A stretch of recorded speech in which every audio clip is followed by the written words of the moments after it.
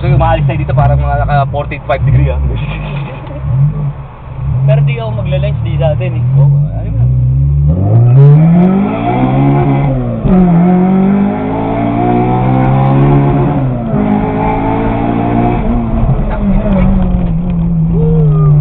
Pero, ano, nakatono yung coilovers. Ay, nakatono ba ito? Sabi? Sabi?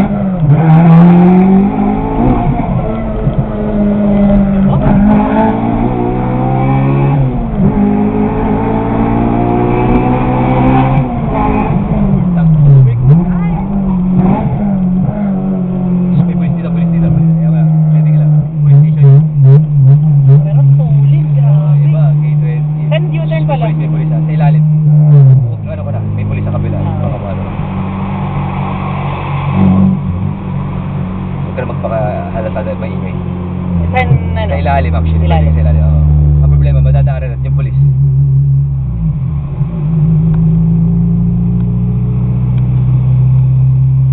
Pero namili ko dito eh. Pero goma na to, ano? Ano? Oo nga eh. Bridgestone? Ano ba? Bumibigay yung goma.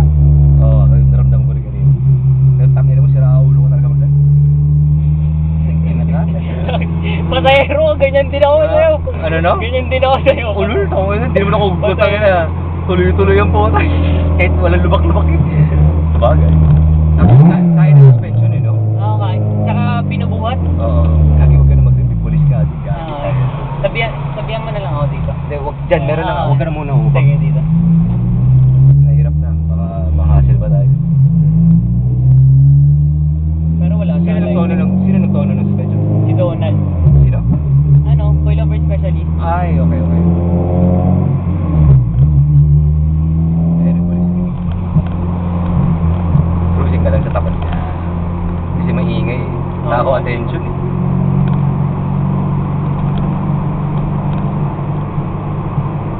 Saan mas walang lubak? Dito or dito?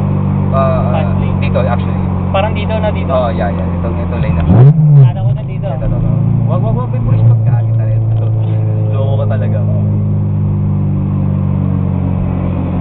Steady ka lang yan.